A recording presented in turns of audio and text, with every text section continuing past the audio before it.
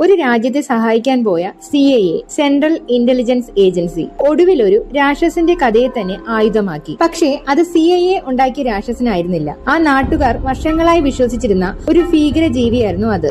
1950കളുടെ തുടക്കത്തിലേക്ക് നമുക്ക് പോകാം. ഇത് ഫിലിപ്പീൻസ്. രണ്ടാം ലോക മഹായുദ്ധത്തിൽ ജപ്പാൻ ഫിലിപ്പീൻസ് കീഴടക്കിയപ്പോൾ അവർക്കെതിരെ പോരാടാൻ ഫിലിപ്പീൻസിലെ പല സായുധ സംഘങ്ങളും രൂപപ്പെട്ടു. അവയിൽ പ്രധാനപ്പെട്ട ഒന്നായിരുന്നു ഹുക്ബലഹാബ്, ചുരുക്കത്തിൽ ഹുക്ക്. ജപ്പാൻ തോറ്റതോടെ അവരുടെ കഥ അവസാനിച്ചില്ല. കർഷകരുടെ ഭൂമി, ദാരിദ്ര്യം, അവകാശങ്ങൾ, രാഷ്ട്രീയ മാറ്റങ്ങൾ തുടങ്ങിയ പ്രശ്നങ്ങളിൽ ഹുക്കുകളും ഫിലിപ്പീൻ സർക്കാരും തമ്മിലുള്ള സംഘർഷം രൂക്ഷമായി. കൂടാതെ ഇവർക്ക് കമ്മ്യൂണിസ്റ്റ് ആശയങ്ങളുമായി ബന്ധമുള്ള രാഷ്ട്രീയ നിലപാടുകളും ഉണ്ടായിരുന്നു. പക്ഷെ ഈ ചെറിയ രാജ്യത്തിലെ ഒരു സായുധ പ്രസ്ഥാനം അമേരിക്ക എന്തിനാണ് ഇത്രയും ആശങ്കപ്പെടുത്തിയത്?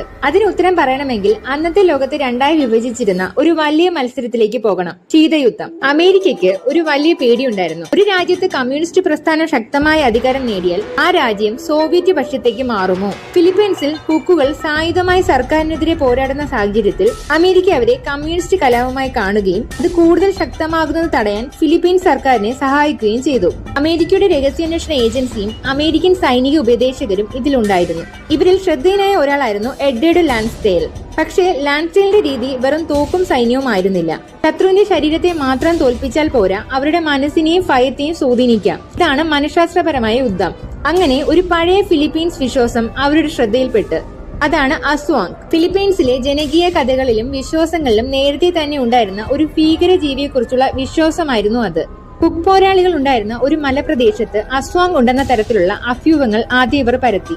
അത് കഴിഞ്ഞ് ഹുക്ക് പോരാളിയെ കൊലപ്പെടുത്തിയ ശേഷം അസ്വാങ് ആക്രമിച്ചതുപോലെ തോന്നിക്കുന്ന രീതിയിൽ മൃതദേഹം ഒരുക്കി. അതായത് കഴുത്തിൽ 2 ദൂരങ്ങൾ ഉണ്ടാക്കി രക്തം വാർന്നതിന്റെ അടയാളങ്ങൾ കാണുന്ന രീതിയിലായിരുന്നു അത്.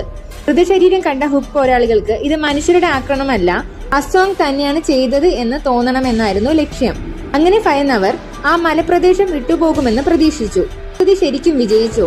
പക്ഷേ ഇവിടെ കഥ അവസാനിക്കുന്നില്ല. CIAയുടെ രഹസ്യ പ്രവർത്തനങ്ങളുടെ ചരിത്രത്തിൽ മനുഷ്യരുടെ വിശ്വാസങ്ങളെയും ഭയങ്ങളെയും ഉപയോഗിച്ചതിനേക്കാൾ ഞെട്ടിക്കുന്ന മറ്റൊരു അധ്യായം കൂടിയുണ്ട്. അവിടെ ചോദ്യം ഇതായിരുന്നു: ഒരു മനുഷ്യന്റെ മനസ്സിനെ എത്രത്തോളം മാറ്റാൻ കഴിയും?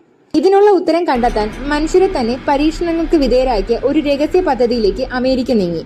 പദ്ധതിയുടെ പേര് MK Ultra. മനുഷ്യരുടെ മനസ്സിനെ നിയന്ത്രിക്കാൻ CIA നടത്തിയതായി പിന്നീട് പുറത്തുവന്ന ഏറ്റവും വിവാദമായ രഹസ്യ പദ്ധതികളിൽ ഒന്ന്. അതിനെ ഞെട്ടിക്കുന്ന കഥയാണ് പാർട്ട് 2.